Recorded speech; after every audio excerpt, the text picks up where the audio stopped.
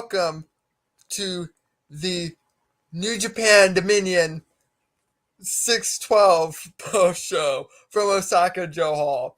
If we look exhausted, that's because we are, because this way, has had a very long night doing fantastic UFC coverage. And me, I was watching Andre Vasilevsky be better than Igor Shesterkin. And then we had the New Japan. So we're pretty much running on caffeine here. Let me change this color real quick because Who that drinks does not look caffeine? good. What? Who drinks caffeine? I drink almost exclusively caffeine. College student over here. Oh, I did in high school too. But we had a terrific show. The main event was a stunning turn of events here. They've really switched the blade on us. But One. there's a new catalyst in town. The King Switch is now the king of sports. On top of that, Will Ospreay won the recently vacated United States Championship. We also have a new never openweight champion and new IWGP Tag Team Champions. So there was a lot going on. Rami, what do you think of the show? Honestly, good show. I missed the first two matches because I was out of it, but the show, in my personal opinion, carried in a pretty solid way. It wasn't the best show you'll watch of the year, but it was a solid show that had everything you needed except a few things. Like, of course, we'll get into that. I wasn't a fan of the never open weight title change. I was a fan of the tag team title change. Um, but the I know main somebody event, who wasn't a fan of the tag team title change. I'm sure they weren't a fan of it. But the main event, because we knew this was going to be a long one, and the ending was Most New Japan main events are, and I say that. Look, the trilogy between the Rainmaker and the Cleaner was as good as advertised. It's one of the greatest trilogy matches of all time. It's probably the greatest trilogy of matches of all time. But I feel ever since then, they've tried to catch lightning in a bottle with long main events when the story doesn't necessarily call for it. And a lot of their main events in the last 2 or 3 years tend to stay a little past their expiration date, no matter how good the talents are or how good the match is up to that point. And I don't think this was any different, but we'll get into that. I have a lot to say about Kazuchika Okada, and it's all praise. But you were saying, I'm sorry, I kind of cut you off there. you're perfectly fine. The main event, the Switchblade doing what he does best, and that is shock the world. I did not see it happening of what we saw witnessed, but I'm excited to see how Forbidden Door turns out because I saw a few days ago people's comments complaining about that we don't have enough matches for Forbidden Door just yet. But the thing is, people are impatient, and when we're patient, we get what we want sometimes. But with the Forbidden Door event, I'm sure if everybody stays patient, we're gonna get the best matches and the dream matches that we were promised and that we're going to most likely witness. Well, you're gonna witness it live.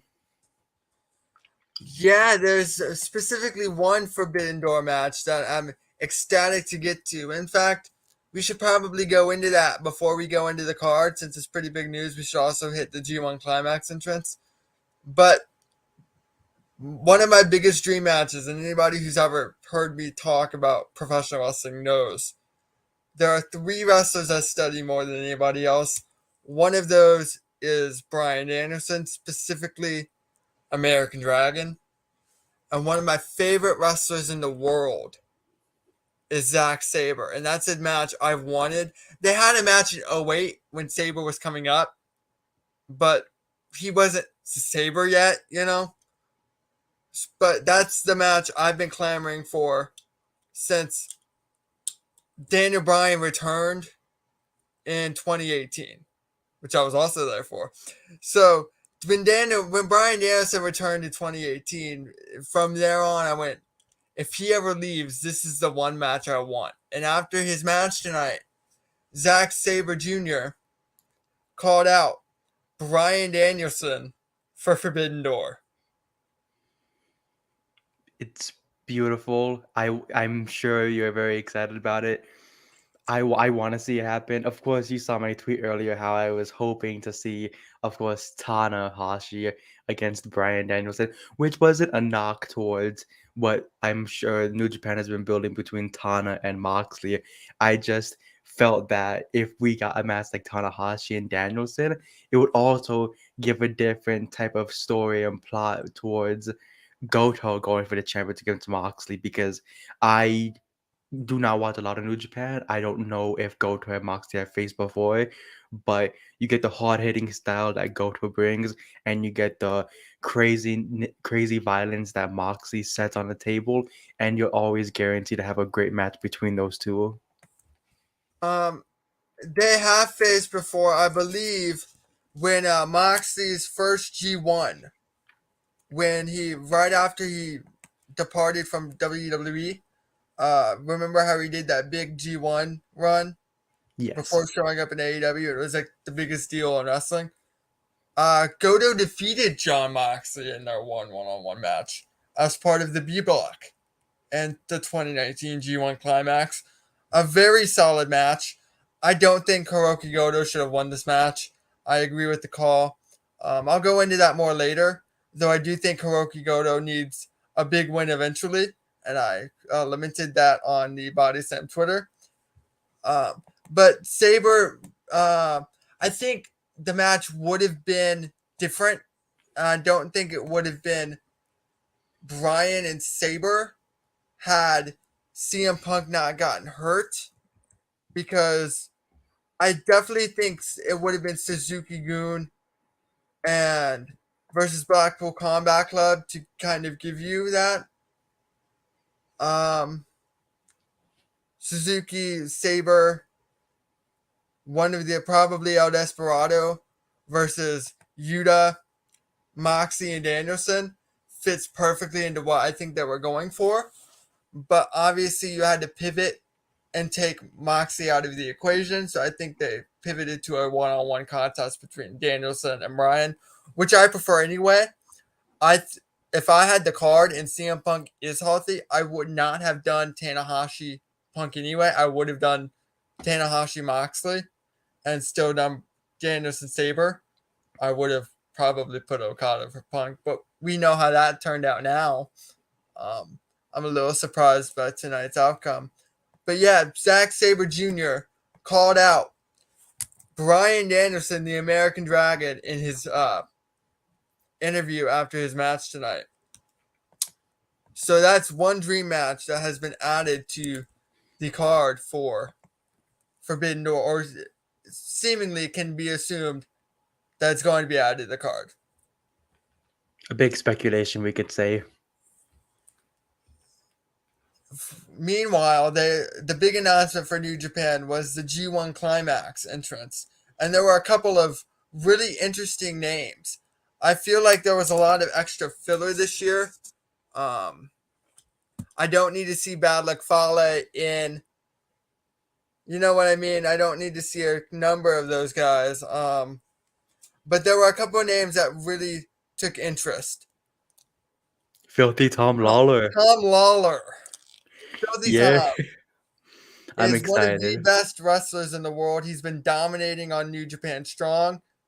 He's pretty much essentially been the face of the brand since the get-go. Tremendous matches with everybody. His matches with Dickinson were fantastic. Very, very, very different type of performer than everybody else in the G1.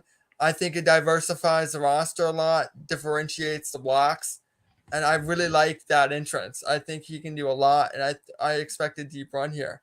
El Phantasmo will be in the G1 for the first time. El Phantasmo is one of the best wrestlers in the world. I agree. I'm And happy for him to be in this. So, go on. another first time entrance, Jonah Rock. That was an interesting name I didn't expect. Of course, if you don't know, Jonah Rock is the former Bronson Reed from NXT. Another guy who differentiates the roster a little bit. You need an eclectic group of styles, variety, in that kind of tournament. Uh, Lance Archer will be returning to New Japan, representing AEW in the G1 Climax. That was another notable name. I'm shocked they only got one person for AEW to represent it when I felt they could have at least, what do you call it, added a few more, not like a I'm lot of not, people, of course, but because like, any main AEW performer isn't going to go to Japan for a month. They're not going to take them off TV for a month. which is I true. wouldn't think.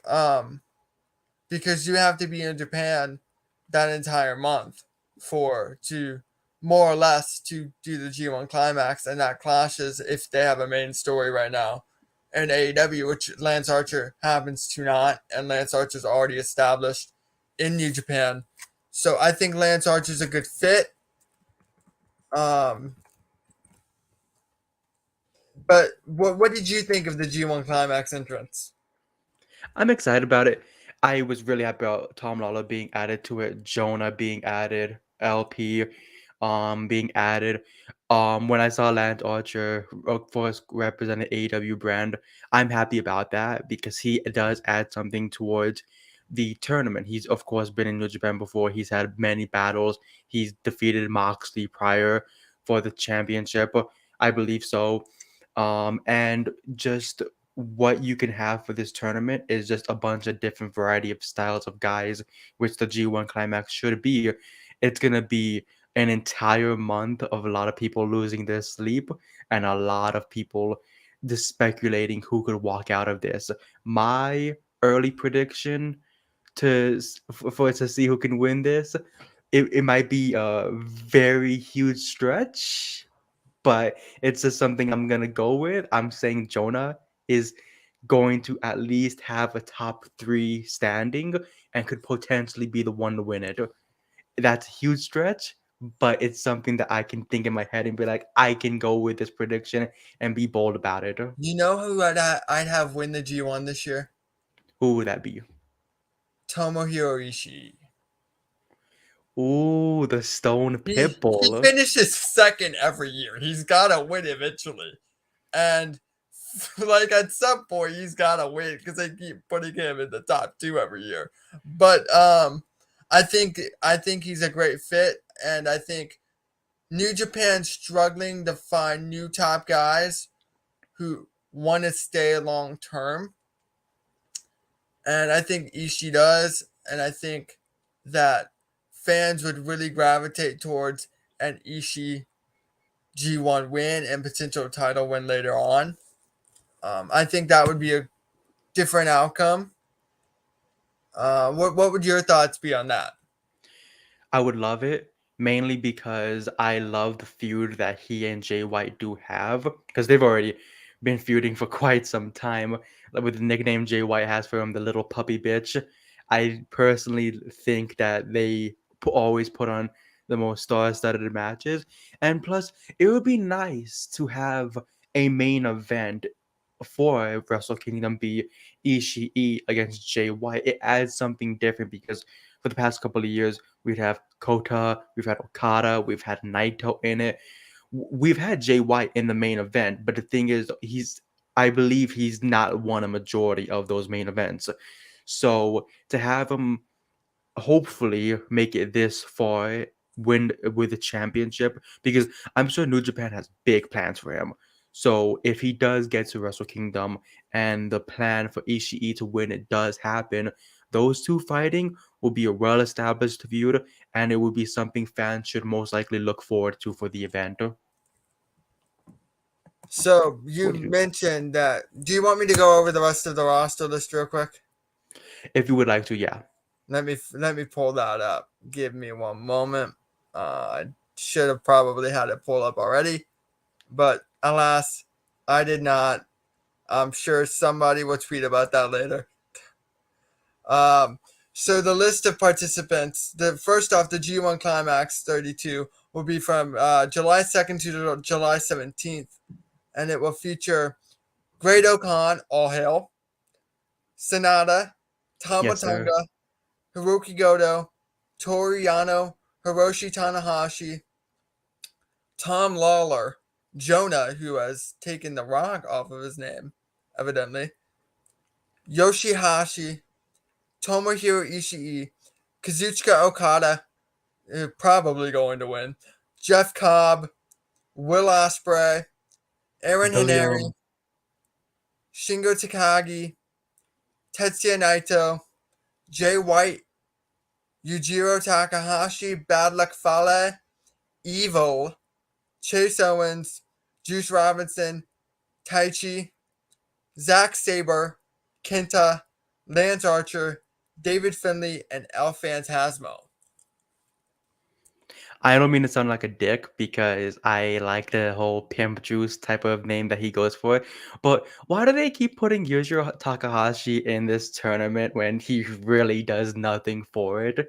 Like, no offense to him, and no offense to like guys like Toriano because I love Toriano. He's a great comedy character. He knows what he's doing, but like him, Yoshihashi, a lot of these guys, it just feels like they're just fillers. Like, I get it, they're not gonna put in like a bunch of star-studded guys because There was quite a bit of filler. I felt like Yujiro was filler, Aaron Henare's filler, Bad Luck Fale's filler. Um, there's a lot of guys have no chance at winning. If which that makes sense. which I get is like New Japan's, of course, path going with this tournament because they want like guys like Okada, Tana, Jay White to get these wins, even though sometimes Jay White or some of these guys get these weird upset losses during the tournament. But I personally feel like you just if you added more stars to it, it would be just like the icing on the cake. Because I understand the fillers, I understand what they were trying to do with it, but to me, I feel like enough is enough with the whole fillers, and sometimes you just really need to just add guys in there that will benefit off of it. Like same with like the best of the Super Juniors or the World Tag League. Add guys in there that'll benefit off of it and will give you the best matches that you want to see rather than matches we know the outcome of. And with that, because 100% am in complete and total agreement, we get to our first match of the evening, which apparently you did not watch. So I probably shouldn't ask you about that because it seems that you're not going to have much I insight. watched some of it. I saw TJP and I was like, yeah, I'm gonna go get some cake. No offense to TJP, but TJP smooth, man. I mean, I know a lot of people have their holdups because of some of his personal stuff, which when the bell rings, that's not really relevant. That man can go. Um, that transition early on, I like his how different his lockups are. I think they're very unique, and I think it adds a lot to. You never want to see the same match twice, so the fact that he can give something distinctive, idiosyncratic every time out with a simple lockup, but it still looks fundamentally sound, and it's so unapologetically him is a great thing. It's those small things that make your match different, make your match stand out, maximize your minutes. Like those are things I like to see because I don't want to see the same five lockups over and over again. But United Empire, uh, wait, yeah, United Empire, him, Francesco Akira, and Aaron Henare, as well as took on Team 6ix9ine and Tenzan. Tenzan took the fall here, which surprised me a little bit. He submitted to a full Nelson while sitting down and that surprised me a little bit too. But I actually like that because I think different holds winning matches every time out can only benefit the performers long term because too many times in wrestling you see a spot and you go, oh, this isn't the end because it's never the end. So having different matches that can end a match makes your matches better in the long run. But I was a little surprised that Aaron Haneri submitted Hiroyoshi Tenzan in this match. Uh, Haneri has his inherent flaws. Still green, but that's the beauty of the 6 man. You can work around that. You can hide those flaws, play to his strengths. I thought his gut punches looked good. There were a couple of different big men stuff I thought looked good. Uh, but there wasn't much to talk home about with this match. Um, Obviously, it's a device to get to the United Empire Team 609 match that's coming up, which is what it is. Um, but the second match on the card, and I think this is where you came in, Bullet Club versus LIJ. How much of this did you see? I saw a portion of it because, of course, cake. So I'm a sucker for cake too. Don't worry.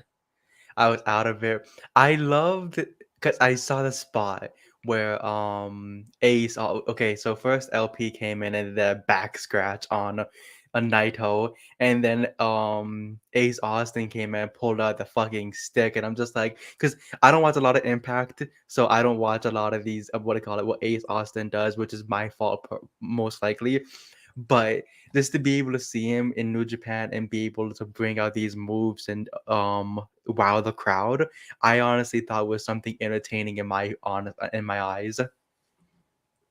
He's been doing primarily New Japan recently. Of course, he's obviously done a lot of Impact in recent years. He does a lot of indies. He's been on BTI a lot. He's been on PWR a lot. Pro Wrestling Revolver's done some good shows this year. Um, he's been on a lot of their programs this year.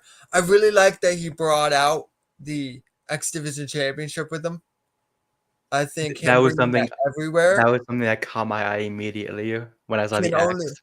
if you're a champion and you work multiple promotions, you should want to bring your belt everywhere. That's something I loved about John Gresham during the ROH hiatus. I believe he defended his ROH World Championship in 9 different indie promotions during the ROH hiatus, including Progress, where he had a match, a champion versus champion match, um, for the Progress Championship and the Ring of Honor Championship. And that's can only benefit Ring of Honor during their time off. And that match is really good too. But bringing the belt with you everywhere is always a good thing because it's a prize you should be proud of. It makes the belt look more prestigious and it makes you look stronger heading into the match. So I really like that. El Phantasmo picked up the pinfall here, and there was a lot to like He about that pinned match Bushi, I too. believe, right? Yes, he pinned Bushi. I When Bushi hit that DDT, man, right before the finish, like the final sequence, El Phantasmo took that delayed DDT really well. Like the bump, and then the delayed fall over. Like I was really, it's an easy spot, but it looked good. And then, of course, after that match, Chris Charlton and Kevin Kelly confirmed that they will be in Chicago later this month. Hey, me too! For Forbidden Door. So I don't know what the extent of their involvement is, but I really like that. Kevin Kelly's one of the better announcers. If you don't watch much New Japan and your memory of Kevin Kelly is getting made fun of by The Rock in the 90s, you're missing out on how good Kevin Kelly's become. He is an excellent commentator. Chris Charlton being there, it's cool. I'm more of an Alex Kozlov guy myself, but I like Charlton. Um, the next match, I believe, was Toru Yano and Luke Gallows. I don't know Luke Gallows. I only know Doc Gallows. That was certainly a match on the card. That was some. It was the usual Toriano match they always have on the card. They give that match at least 4 to 5 minutes, and they tell them go out there and make those motherfuckers laugh out there. And every time he does it, because every time I tell myself I don't, I'm like, oh god, it's another Yano match. He's gonna rip off the turnbuckle padding. He's gonna low blow his opponent, sell DVDs to the crowd, all that. And he comes out there, he puts on another comedy fucking match, which isn't a bad thing. It works for his character always.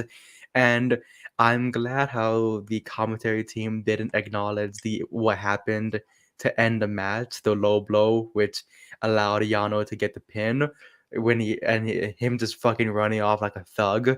It was the best thing possible. I love that the crowd, I love that the commentary team just fits in with him and says, "Yeah, he didn't do anything wrong. He's a perfectly reasonable guy. We can't get mad at him for that." So, you need a medley of matches on the card. You can't have every match be the same. But you gave that match a much bigger commendation than I ever would have.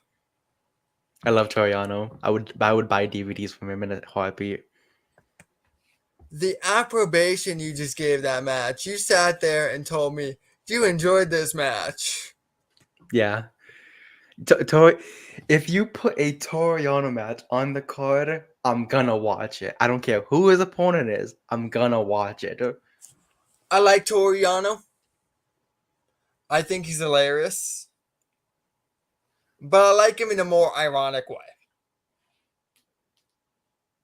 Are you I gonna bury him? don't have any desire to see Toru Yano, at least with this character, because apparently he's really good when he's not working with the gimmick. I have absolute zero desire to look at the TV and see him wrestle Doc Gallows. It was not a well worked match. It wasn't. It reminded me, and I'm shifting to a different promotion and not trying to shit on any of the two wrestlers that I watched wrestle, but it reminded me of Hager versus Kingston. Very slow. It didn't feel like it worked well with the chemistry, but they worked something out for the ending, and I was like, you know what? That's somewhat good, Eddie but Kingston's biggest tool is that, and we probably shouldn't get on an AEW tangent we because shouldn't. it's 5:40 in the morning and we're Oh yeah, only 3 matches into this post show. I'm about to sneeze. Just give me a moment. Let's go on. If you sneeze, should I do the Seinfeld "You are so good looking" or the traditional "Just bless you"? Anything that helps you. I think it just went away because you said that. Because it knows you're not good looking. But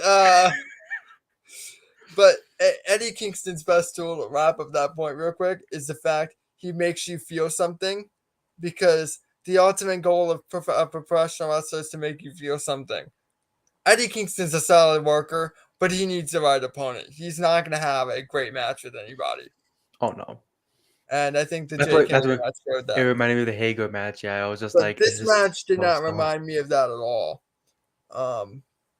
It just wasn't well worked. Sometimes comedy wrestling works. There are certain wrestlers I really enjoy watching wrestle as comedy wrestlers. Danhausen's a great in-ring performer, and he's found a great way to shift that into his ring work. Reginald's a lot of fun. I may be in the minority there. I know I'm in the minority there, but I love that guy. I ain't no way you just mentioned I'm not digging. I'm shitting on Reginald, but Toriano is not a good worker with his shtick. And it's hard to be a good. Orange Cassidy is a great worker with his shtick. He knows what works for him. Toriano has not found that medium yet for me. The next match is the never open weight 6-man tag team championships between Evil, Sho, and Yujiro Takahashi, or the aptly named House of Torture because I do not like them. And they defeated Zack Sabre, Kanemaru, and El Desperado. People are going to praise Zack Sabre, which is great. He's the best technical wrestler of this generation. Zack Sabre's fucking dope. I just dropped an F-bomb. Oops. I did not. I went into the show not wanting to do that. never thought you'd ever say in this show Zack Sabre is fucking dope. But here we are. It's I mean, I say that in DMs all the time. well, But you don't say that to me. But Suzuki-gun, their best member for me, El Desperado. He's one of the most underrated wrestlers in the world. And I can't wait for the day we start giving El Desperado more love, but I don't have the energy to go to pontificate on my adoration for El Desperado. So we'll save that for another post show when it's not 5:45 in the morning and I haven't been up for over 24 hours. Suzuki-gun expected an attack from House of Torture, and they got it, and they still couldn't gain the upper hand, but it was effective in getting this quick out of the way. The match was what it needed to be. I thought the ending was Sho loading his boot to cheat for the win, which I thought the loaded boot shots came across really well on television. I made note of that in my Twitter coverage. It sounded good. That was good sound on it. It was. What were your thoughts on this match? I don't think I have a lot of thoughts on it. I liked it from what it was. It wasn't the best match you'll see. Of course, it's just to for the championships. They put on like a 9-minute performance, which was pretty solid work. I'm not a fan of House of Torture. I think the name just I sounds think it's very treated advertising. exactly. I'm shocked. Show has led himself to this because, of course, Show and Yo used to be one of the teams I would mainly watch out for. But ever since they broke up, of course, and Show's been a part of this, it's been something different to see. But for me, I just felt like the match was just a filler. It did nothing really for me. I love seeing Zach wrestle. I do. I love seeing Desperado wrestle. Evil when he's in action, he does well for himself. But for me, I honestly could have gone without. It's like how you feel about the whole Yano and Gallows match. With me, I like the Yano match because comedy cool, yeah. But with this match, I I'm a Dan the Dad fan. I don't dislike comedy wrestling. I was more being of fighting myself from falling asleep in this match, which isn't me calling the match boring, but it was more of just sleep deprivation and more of just me trying to get through this event as fast as possible because I'm dying here. Sometimes Um, I have to remember people aren't as sleep deprived on a regular basis as I am. I usually pass out 2 hours before this, but yeah, here I am. The match is what it was. The loaded pad was a different spot that I didn't see actually coming because of course, I don't know if Mans does this every single match, but I honestly liked seeing it happen. I'm glad that House of Torture was able to walk away with the win, add credibility towards himself by beating a team like Suzuki-gun. But I am glad that of course, Zach called out Brian Danielson because I don't want to see the man in a 6-man tag match where he's pretty much being wasted away for the I'm night. going to say this about it's been New Japan's booking philosophy for years, so it makes sense that they have a 6-man Which is tag understandable. titles They have a because majority of those they, at the beginning of the shows.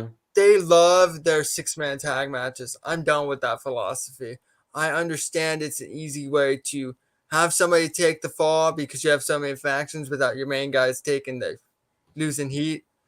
But at some point, it just becomes way too much. 6-man tags become an arbitrary thing you see 3 times a show. It's hard to tell a great story in a 6-man tag. They don't do much for me. But you mentioned on Twitter, because I retweeted this, the figure 4 when Yoshi Kanemaru had the figure 4 locked in. And Zack Sabre comes in and just yanks the guy's head. That was beautiful. I love I how love Zack all Sabre. around the ring there's just chaos, and so you can hear people yelling because of the announcers' microphones catching it, or the microphones, yeah, exactly catching Okay, that. Mike.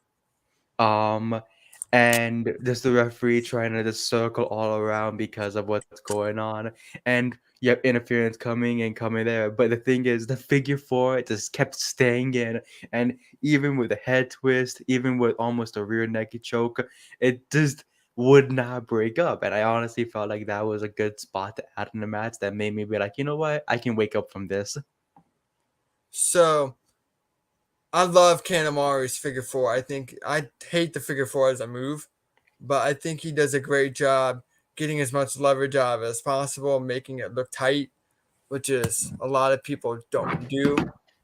So yeah, I'll give that a nice little shout. The next match on the card I'm happy about this was one. I am too.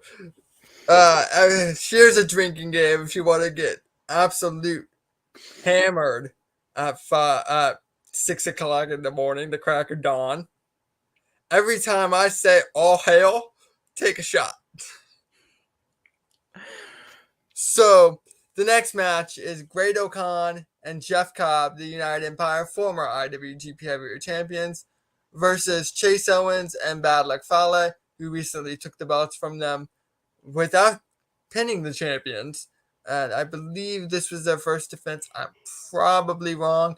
If I'm wrong, Twitter's going to have a field day with me. That's okay. It's 6 o'clock in the morning. I really don't care. But what do you think about this match? Happiness. It was a good match. I liked it. I whenever I see Great O'Con in action, ever since as of late from Instagram, of course, I'm happy. That man is a fucking mood. He's a great wrestler. Him and Cobb know how to fucking put on matches. I love seeing Cobb's a Battle. really good Haas. Like, give me a Haas fight, Jeff I Cobb, every day. I I'm not love huge on Haas fights because it's hard for there to be a contrast in styles. It's hard for them to not do the same 3 things over and over again. Jeff Cobb is good at that style. I love that every time Owens and Fale would knock down Cobb, he would just get more and more pissed off. That to the point where finally, after Great O'Connor was taking a lot of damage because that man was just getting slammed everywhere, thrown all over the place, shitted on. He finally gets the tag, and Cobb just goes ape shit on And you Owens and love that Fale. slam.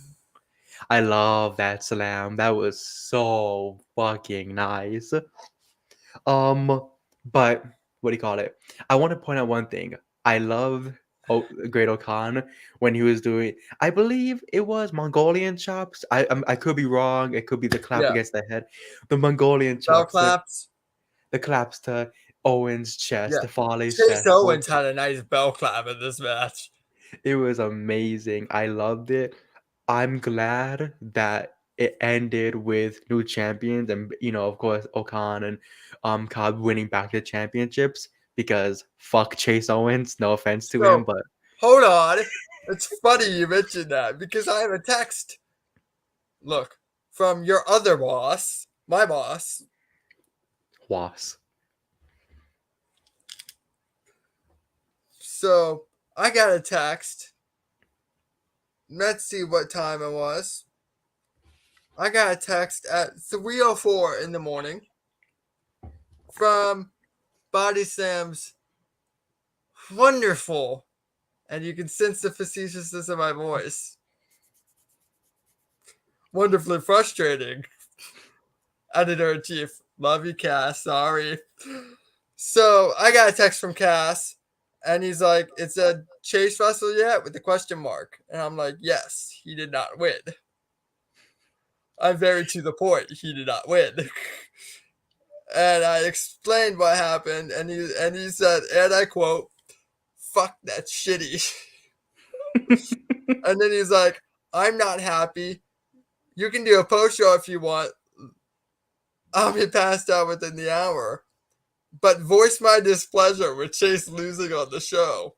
I'm like, I'm just appeasing him at this point. I'm like, "I'll make sure you're there in spirit."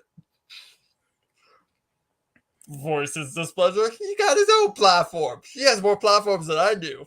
All of my platforms come from him. We'll I'm show man happy. displeasure. I'm Anyway, happy.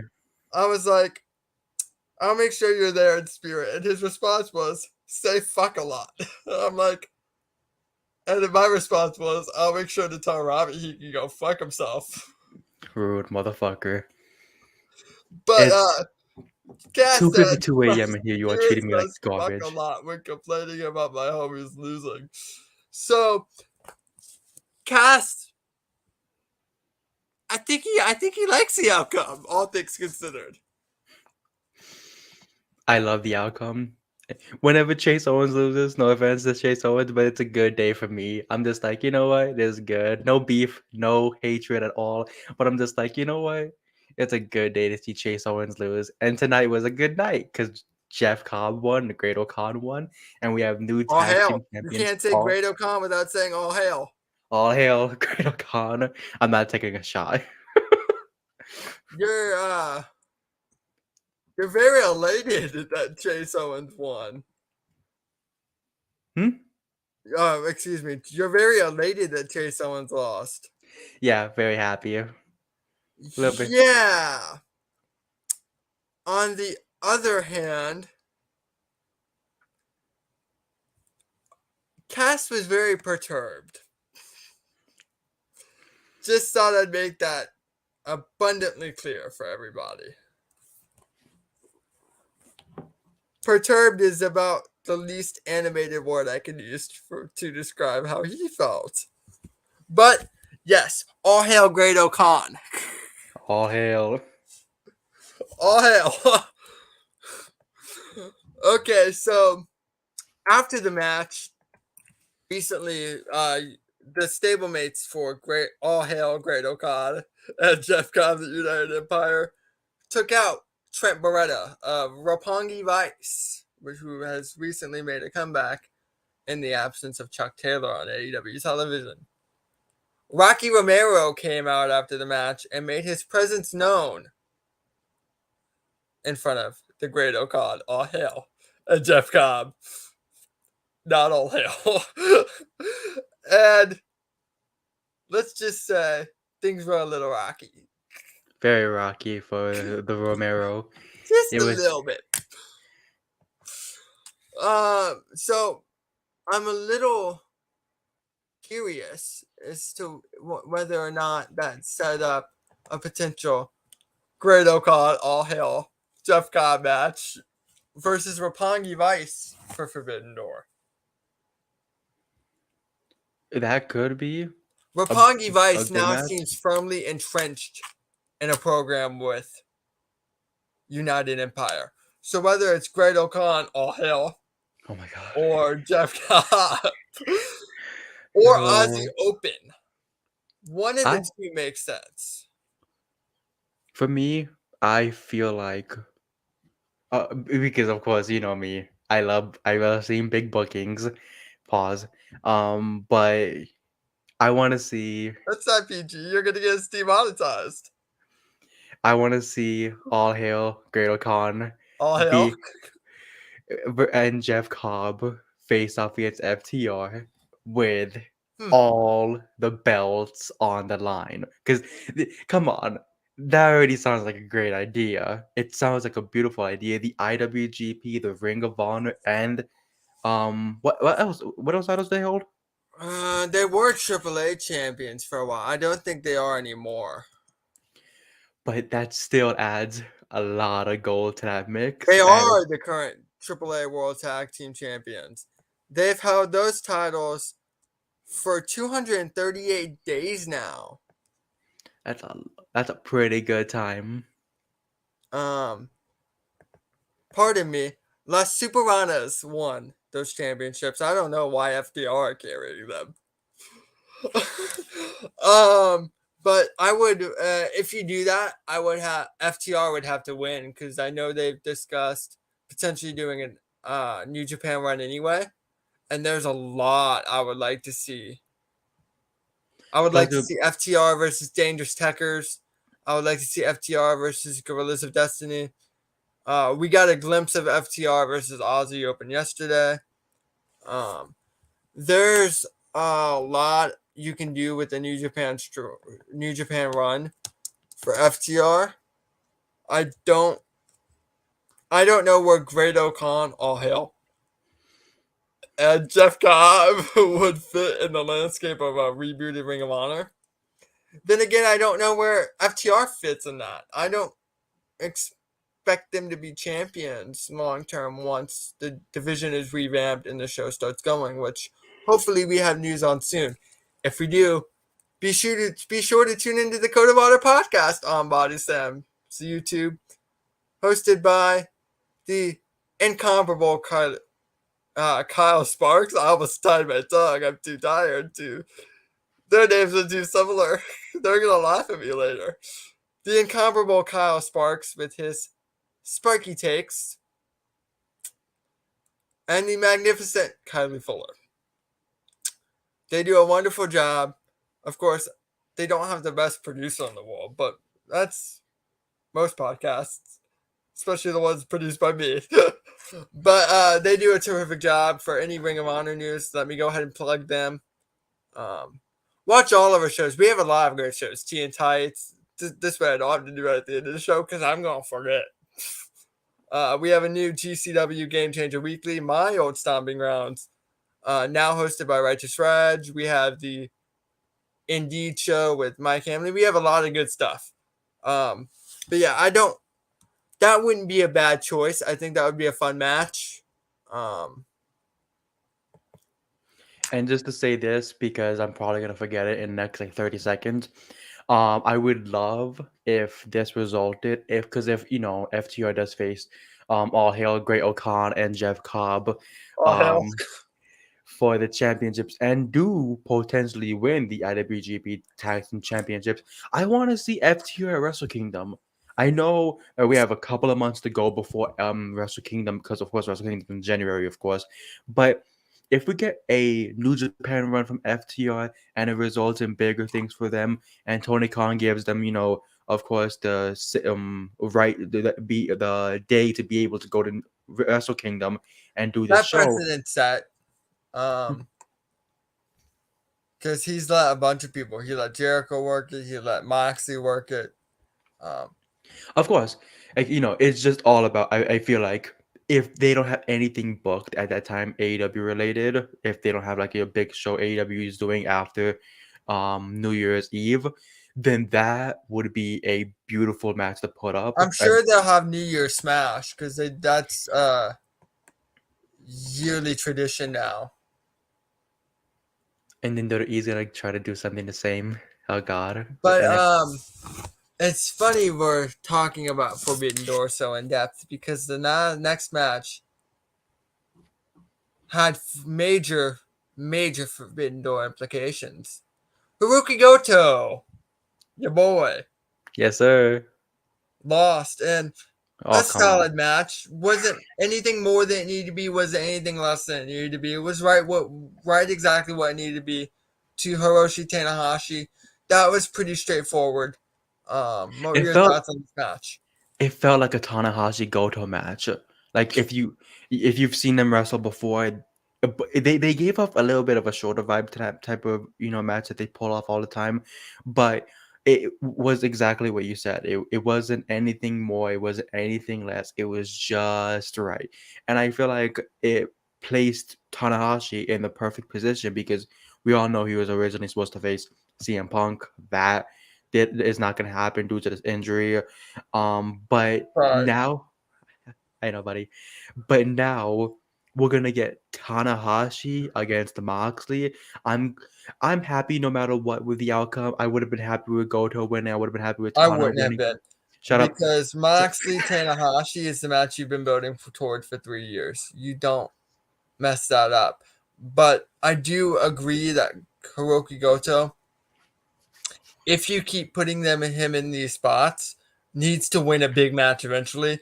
I personally would have had him be in the Evil spot a couple years ago, where Evil kind of got hot shotted at the title. I would have done that. I would have elevated Hiroki Goto there because you keep putting him in big matches, but he's never once won a big match. So He at hasn't. some point, unless you want to telegraph every big match main event spot you need to put somebody in, you have to give him a big win to justify the idea that, oh, Hiroki Goto might have a chance. I'm not trying to diss on him at all, but like the last time I really remember him having like a big match with like big stakes on the line was against Shibata for the Never Openweight Championship. But since then, of course, and Shibata has dealt with all the things he's dealt It's with, like and in sports. exact. When David Price in big games with Tampa, I don't the know. That's 162 game, he got shelled. The wild card game, he got shelled. Then he goes to Toronto and he gets shelled against a Kansas City team that couldn't slug their way out of a paper bag. Everybody in Boston was like, "Why did we sign this guy? He can't win." But then he has a good 2018 postseason, and now suddenly that monkey's off his back. That's a real thing. And in a scripted sport where you know he's not going over, it's even worse. It's funny you mentioned David Price because Dawson and I were talking about him earlier today, which is weird. But um I agree with you. I feel like I don't know when Goto is going to get that big moment again like he did whenever he was in a never openweight title picture. But with AEW going with the route, of course, of it was like New Japan and AEW going with the route of Tanahashi Moxley, it adds a big main event, and that's what they need. They need a big main event. It would have made no sense with Goto because it doesn't add the star power you need. You need Tanahashi. He's New Japan's John Cena in a sense. I don't think you needed this match tonight. I think it was already established Tanahashi was chasing the belt. I think you just do the number one contender and then hit them against Tanahashi. But we got the same outcome. Got a pretty neat match out of it. I'm not going to complain. It was what it was. It was what it was always going to be. You I know what I wonder mean? if Tana does walk out with the belt though. That would be I would pretty do that crazy. That would be pretty insane. because it's you were setting up Punk anyway. Um, with it being an interim, it's not the main title. You don't have to have the champion there every week. Although I do feel the interim's kind of pointless if you don't. I think it would. I think that kind of surprise would generate headlines. Tanahashi's a credible name, but Moxie's probably the right call because, and this was my argument when before Moxie was officially in the match, it needed to be Moxie because if a guy like Kingston or a guy like Wardlow or really anybody won their first AEW World Championship and it didn't count because they lost to CM Punk later, it really cheapens their first time with the belt. Because if they're not recognized as a champion, what's the point? Moxie's already an established world champion. So if he loses to Punk, it doesn't hurt him as much character-wise going forward. You're right. So Moxie's probably the right choice. But yeah, Tanahashi versus Moxie, that's going to be a barn burner. You sound like such a redneck saying that. Hey, I'm from the South. I drink sweet tea. I don't watch NASCAR. I'm not that redneck, but Oh, We're dragging you to Daytona next year. Hey, the one time I was at the Speedway, I saw Metallica front row twice. Ugh, You're very white in a respectful way. damn right I am. That came across really wrong. Oh man. What about Um, the next match though? was What the a KOPW match. that was a so I'm I gonna like ask. I like the So concept. every pin was a point. Like every like Every pin, pinfall you get, as every second you have your opponent's shoulders to the mat, you get a point.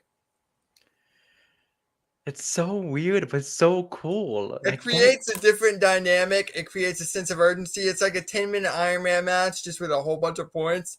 It creates a fast physical contest out of the gate. You don't build up to anything.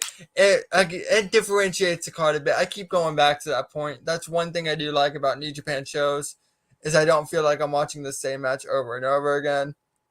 That was a stiff contest. The final score was 11-9 with Shingo going over on Sonata.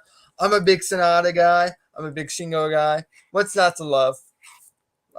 It's past 6 a.m. The sun's rising where I'm at. So there's not too much to hit on there. So let's not spend too much time on it. We're already an hour into this show. I'll just add, I liked it, and I would love to see more. I would like to see more of that concept too. I thought it was really cool. The next match was Carl Anderson's first opportunity at the Never Openweight Championship since he lost to Masato Tanaka in the finals to determine the inaugural tournament. In the tournament, to put it into perspective, how long ago it was, about 10 years ago, he Wow. defeated Yujiro Takahashi, Shiori Asahi, and Kengo Mashimo. That was in the tournament. Yep. Wow. This was Takahashi's his first shot at the belt since losing the finals of that tournament to Masato Tanaka in 2012. Didn't care much for the match. The pacing was weird. I liked how they built up to the finishers throughout, but other than that, there wasn't much that gauged my interest. Gallo It sold didn't that command my gun. attention. It didn't command my attention. You know what I mean? I get what you mean. Gallo sold that gun stun though. I will give him that. That gun Yeah. stun to him. Ooh, it was like watching a tower fall to the floor. It was just beautiful. And Carl Anderson is the new never openweight champion. I wouldn't have went for that booking. My opinion, I understand what New Japan's doing. They want to add Bullet Club guys with belts, and it's simply understandable. It's cool. Well, except for them making Chase and Fale drop the titles to All Hail Great O'Khan and Jeff Cobb. Oh hell! Um, And then I our was next added. match is Sonata versus. Damn it! I said Sonata earlier, didn't I? I meant Taichi. Yeah, you did say Sonata I'm earlier. You're sleep deprived. I'm I'm not gonna. drained. I know. Pause. But I'm not gonna, come after you at all that. I meant Taichi. So the next match is Sonata Will Ospreay. A very fun match. Unfortunately, there was never a scenario where Sonata was going to go over. Sonata kind of has that good hand treatment in New Japan, whereas Will Ospreay was always going to be he's a integral piece in the New Japan landscape heading into Forbidden Door. He was not losing that match, but he did become the new IWGP United States Heavyweight Championship champion after Juice Robinson vacated the championship this past week. What were your thoughts on that? I loved how it started off with both men in the ring, and before the referee could even start the match, you hear Will yell, "Where the fuck is the fucking belt?"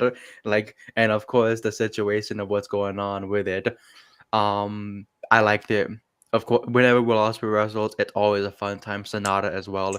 Those two put on a pretty spectacular match. If that makes any sense, I'm not making any sense whatsoever right now, but You're it very nonsensical. Thank you. But it was such a Dude, that's not a compliment. it was such a good match, and like you said, we already knew what the outcome would be, of course, with Osprey winning it. But with him winning it, and with that being out of the way, I do wonder is with him being champion, is that who will he defend it against at Forbidden Door? Because I don't see them booking Juice Robinson Sammy against him. Guevara.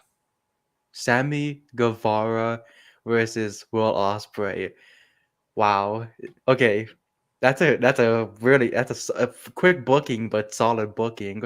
I could see it being Darby too. Darby Allin. Yeah. Ooh, that's that's actually nice. Me throwing this out there because, of course, what he did this week was in the main, of course, in the opener and the main event. Kyle O'Reilly, I That feel would be like fun. that would be a fun I match. don't think it presents a good dynamic. It I think doesn't. Kyle O'Reilly is too close to the same persona of Will Ospreay in terms of how they get heat that it wouldn't Plus, create a putting a contest at heel all. against I don't think they complement each other. I think face Kyle O'Reilly would complement it well, but he's not exactly face right now, and heel it versus makes no heel sense to turn him. wouldn't be a beneficial match. You gotta have it was be the But opposite. the final match, and I have a lot to say about this. 35-minute match, really nice. The IWGP World Championship. Probably the best psychological heel in wrestling versus arguably the best in-ring performer of the last 20 years. Excuse me, last 15 years. Kurt Angle exists. Kurt Angle plug. A very good match. Good match, A start to very finish. good match. I like Gato being involved with it because he's a fucking genius. I think Gato's great. I think managers need to be more of a commonplace in modern wrestling. And I like what Gato brings to the Switchblade persona. But what I want to talk about here is arguably still to this day the best wrestler in the world. Probably not right now, but there's an argument that could be made, and a pretty strong one, because it's a compelling argument about Kazuchika Okada. I tweeted out during my coverage for Body Slam. Be sure to follow Body Slam on all social media platforms. Feels like a good time to segue into that at Body Slam Net. Kazuchika Okada is so good at match pacing and getting more ginger and coming across naturally dissipated as the match gets longer. With how long he's been on top, it's easy to forget just how incredible he is at this. A masterful storyteller. There are four wrestlers. I mentioned one of them just now. Kurt Angle, Bret Hart, CM Punk, and Kazuchika Okada. Those four names I just mentioned are the four greatest match paces I've ever seen. Because those guys get naturally wounded throughout the fight.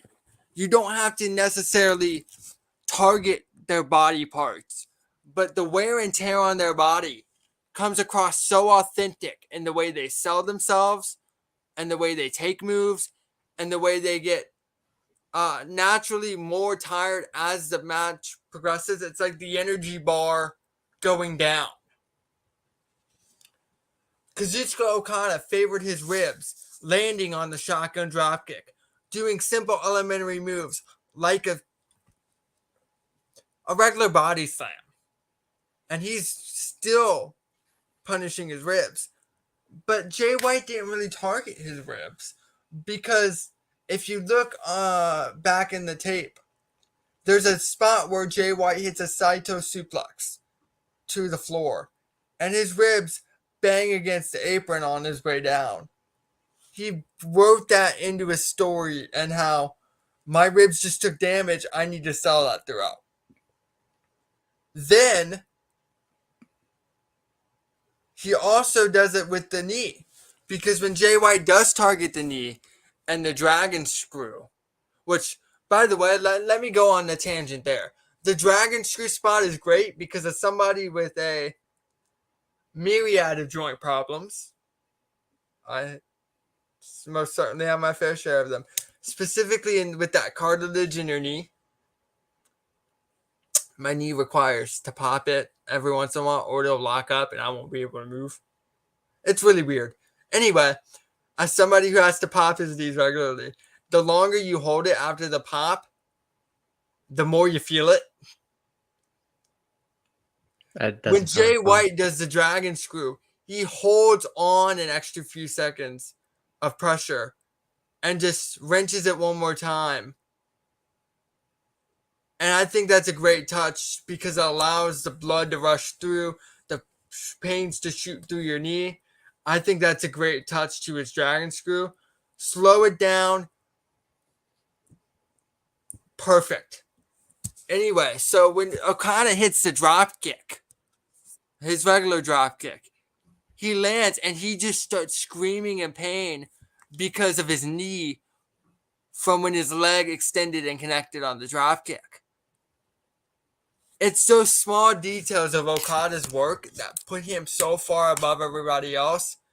And the longer the match goes, multiple body parts just naturally get more and more damage and it feels real.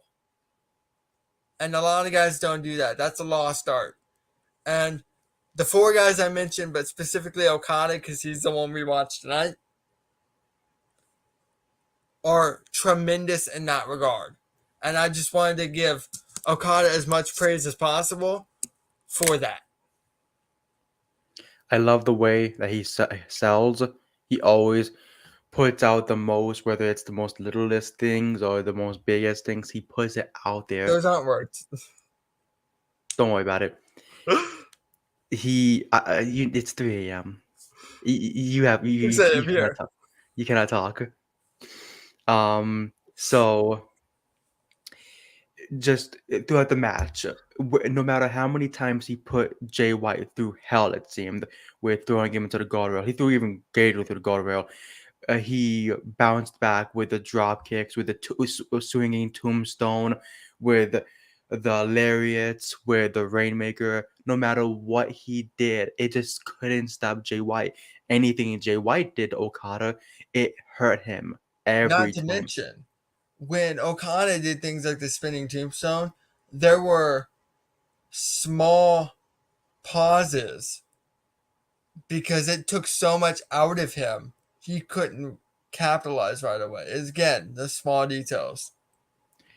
It's like if you looked into it, it's like you look at JY and he looks like he's in the best shape of his life. And I'm not trying to shit on how Okada looks at all or put him down, but when you like what JY mentioned, he's a different breed, he's a different animal, and he sees Okada still being that same guy, which Okada is regarded and will always be regarded as one of the greatest wrestlers of that we've seen in the last 15 years.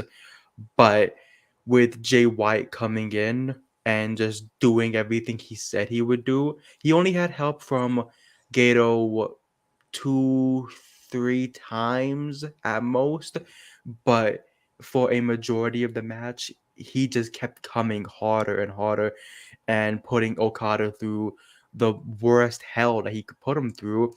And all it took was one switchblade, which I was shocked by. I expected it I'm to not, be. because I'm shocked by the outcome. But if you go back, I'm just going to throw this trilogy out there again because it's the easiest example to come to mind. Okada never kicked out of a one-winged angel. No, he got a rope break on it, right? That was the only time the one-winged angel. There were 2 times the one-winged angel didn't finish the match. One was a rope break, and the other, Omega was too exhausted. They were both out. so there was no pinfall attempt. Okada doesn't kick out of a lot of his opponent's finishers. A lot of people kick out of the Rainmaker, which it's a lariat. It's not the strongest finisher in the world It's a anyway. rainmaker. It has a name. I'm kidding. Just busting balls. So Okada's usually protects his opponent's finishers. Plus, I They could were be building to mistaken. that the entire match too. He kept countering out of the He counted a Blade Runner. lot out of the So Blade when he Runner. finally hit it, it built up. Okada can't let him hit this move. So naturally, when he finally does, it's over. And I could be wrong, but I think I'm right. I believe in their other matches, it only took one Blade Runner to be able to finish Okada. I would have to go back and look, but sounds accurate. It could sound accurate, but now they face off, and the record is 4-1, right? Yes. A gentleman's sweep. If you look at it in, like, of course, like baseball or basketball, is like a gentleman's sweep, of course. But when you look at this and with the way Jay White made the outcome of winning the championship, he isn't looking to fight Hangman Page at all. But I'm glad he brought that up. And the post, of course, we'll get to the post conference in like a few seconds, of course. But him winning the belt, and of course, you were blue balled right after because you were expecting somebody to come out, but of course, we didn't get that. Yeah, I that was weird. It was very They weird. stayed on air a very, very long time. It felt like they were trying to give time to like be able to celebrate Jay's win, Let you but breathe with the switchblade. it also felt like, what do you call it? They were, of course, teasing us with a potential somebody coming out to be able to hype up the Forbidden Door event. But I'm sure we'll get somebody to be I'm sure we'll get somebody to be Jay's opponent for the event. But I'm excited to see who it'll be, because if he's not looking forward to facing Hangman Page, then it just gives you the what ifs of who he could face at the event. Who do you see, or who do you possibly see him facing at the event? Jay White, Adam Cole is probably the move. Um, I'm really worried we're getting White and Hangman, and we're not getting Okada at all, which would I'd I like to don't see a want to. three-way ran I between. don't. I don't like triple threat matches. There are very few triple threat matches where I go, huh, it's better than a one-on-one match would have been. And if you're doing a big crossover show, I don't want to see Jay White work an American style triple threat. I want to see Jay White work a Jay White match. I would say it would, because of course, if they did ran the three-way, I would love to see Cole take the pin, and I know Cole has taken the pin If there's quite a some triple time. threat, Adam Cole's taking the pin. Of course. But I think I think you're committed to Okada Page. You can't they know what the card is. We don't know. But you're not going to be less than a month out and not know what your card is. Okada Or at and least have a Page. general idea of who you have on the card. Because obviously you expected Punk Tanahashi, you had to pivot from that. That's understandable. But you had a general idea of, okay, we have Tanahashi. You have a general idea of who you have. AEW is not going to tease Kazuchika Okada 4 days ago and not deliver Kazuchika Okada. Plus, he's been very open to, I believe, wanting to work at AEW prior to also the Forbidden Door event happening. He wants to be able to compete. Has he? I know he's never really wanted to do a run in the States after Impact. He, That was I a debacle. I could be wrong. I could be right. I remember seeing somewhere of an interview saying that he would like to have a run with AEW at some point in the future, which I thought was a good thing, and that's what I was waiting for like months before even Forbidden Door happened, because I was always wondering, when will Okada show up? When will Okada be able to make a potential run in AEW. And recently, he did an interview where he talked about how he was preparing in the future, of course, to become a father and to raise his family and But everything. And going, that's fine, and I understand. Look, if Kazuchika Okada wants to take time off for paternity leave, I commend it. I say congratulations. Enjoy your time off. You've earned it. I But did. if you're AEW, you know he's going on leave. You shouldn't be. You shouldn't be teasing Kazuchika Okada versus Adam Page. I feel like, in a sense, it's like I agree with what you're saying. I can also see it as like Okada's way of getting that one match in AEW against, of course, Adam Page. Where If I Okada's on the show, we have no issues. But if they teased Kazuchika Okada, I'm pretty sure they had an idea of who they can get before 3 weeks before the show. If they tease Kazuchika Okada knowing they're not going to get Okada, that's garbage. oh yeah, I because if we do get, and I'm sure we're going to get Okada Page, I can see Okada winning it, getting that AEW win on his belt, and being able to be satisfied with this. Because if he does potentially take time off, it's so he can be able to have some time with his family and spend that, which he, of course, like you said, he has every right to do that.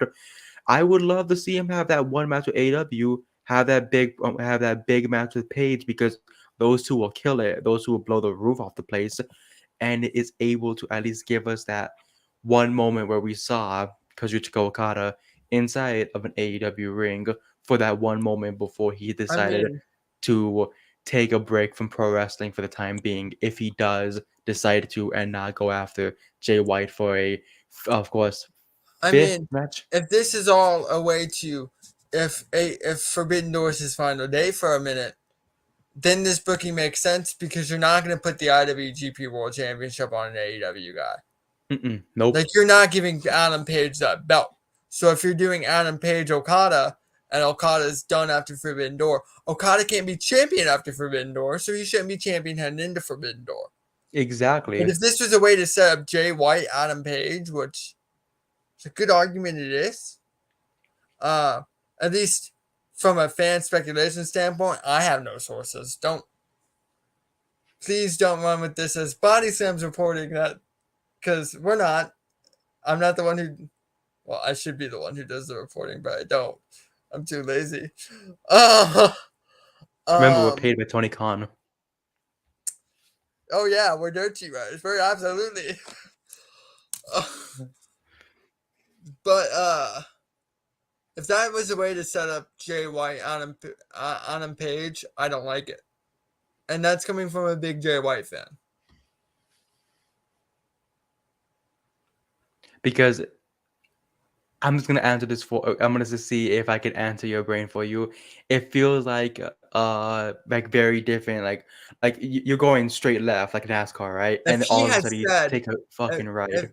he had said, I want the IWGP World Championship, I'd be upset. Okada may not be on the show, but I wouldn't be upset that because technically they wouldn't. It wouldn't have been as obvious of a tease because there was always that chance Jay White wins the match and that's who he gets. But he specifically said verbatim, "I want Okada." Yeah. But whereas if he would have said the championship, it would have been like, okay, so whether he gets White or Okada, it's gonna be a good match. But instead of getting that, he called out Okada, which sets like a bit of like a bad feeling in his stomach, because everybody wanted to see this other match, but now we're gonna get a non-title match, which isn't Which bad. I have no issues if the match happens and it's not a title. That match doesn't need the title for me. Exactly. I think it's a little weird that Adam Page would want Okada and then still want him after he loses the title. But as a fan, I would still get the match I was expecting that they all but promoted. Yeah, I agree with you. And of course, card subject to change. I understand all of that. but there's no way that changed in the last couple of days. So if this set up Okada, Page non-title, and White Call for the title, I'm cool with that. That's gonna be a good Forbidden Door event. I probably would have had Cole White on the card anyway, just non-title. So don't care if they switch one's for the title, which one isn't. You know, Mm-hmm. I have no issues with that. But that was a weird, unexpected outcome. It was. I liked the post conference, and I just love the way that Jay delivers these cuss-filled promos. You would you consider them promos? They're more interviews. They're more. More more interviews where he just can have all the rights to cuss. But I just love how he called out Omega, called out the Bucks, called out Paige, even he called out Britt Baker. Like, He's very good at admonishing people. and just the way that he basically calls himself the Catalyst, which is a fucking beautiful nickname, and just the way he praises himself so highly that he is the reason why, in a sense, AEW happened, from what he said. But you were hoping, of course, you were spamming bring out Kenny whenever he brought up the belt collector Yeah, comment, which I was expecting too, I because think that match makes sense. I don't think Kenny's ready, and I would much rather Kenny Omega not be on the show if he's not 100% healthy. I would much rather the man Mhm. heal up. But I do think it's going to be peculiar to have a Forbidden Door event without Kenny Omega when he's essentially the only reason either company is here right now. Um, but that match would make sense if he were healthy. I don't think he is, so I think they left a lot of things open ended. He mentioned rock and roll, like he kind of hinted at Chris Jericho, and in the post interview, he hinted at a whole bunch of people, including CM Punk, which we know is not a possibility. So He mentioned Punk, Danielson. Moxley, He mentioned a lot. He really yeah, he just went on a rant. It's not like me at 2 in the morning. Um, sounds like me at really any time. yeah. Um, but I'm excited because I feel like this is almost basically where we kind of almost end off. But what, because after that match, it was post conference, post interviews, of course, and then ended it off there, and this is where we came to do this. But Yeah, it's early. Early in the honestly, morning, not early in the show. I know I was about to say, brother, like inshallah, come on.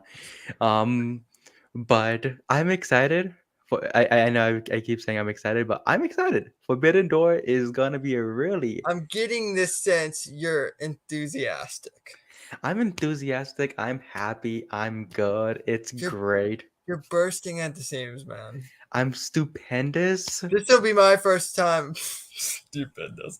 I never want to hear that stupendous ass word again. It's a good slogan. But go on. What were you gonna say?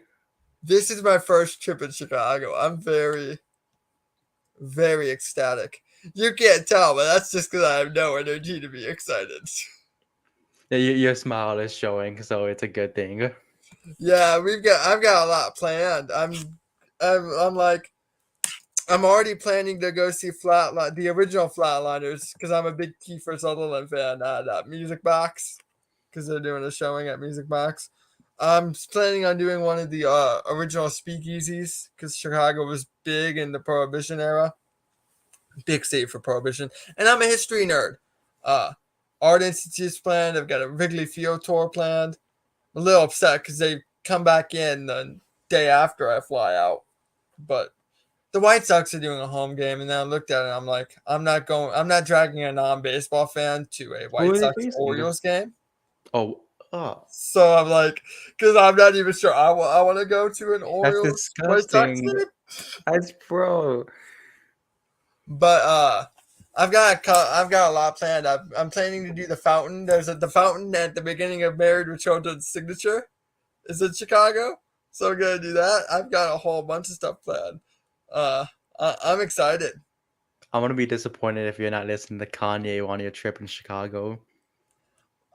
knowing that my best friend, this is almost exclusively to Kanye, so I'm probably going to listen to Kanye Good, whether I want to or good, not.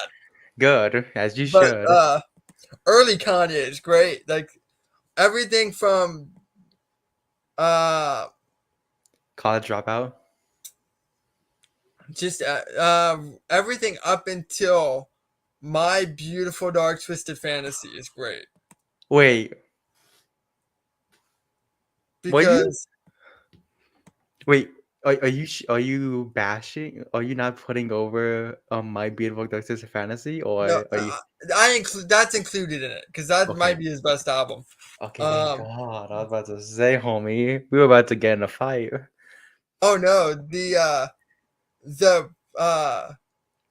intro to All of the Lights is beautiful, Mm-hmm.